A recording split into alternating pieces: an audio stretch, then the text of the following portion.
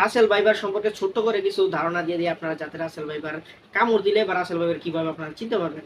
Russell viper আপনারা চিনতে পারবেন, এই সাপটিকে দেখা যায় সম্পূর্ণ অজগর সাপের মতো, কিন্তু অজগর সাপের মতো অতটা বড় হয় না, সাইজে 2 থেকে 3 হাতের মতো হয়।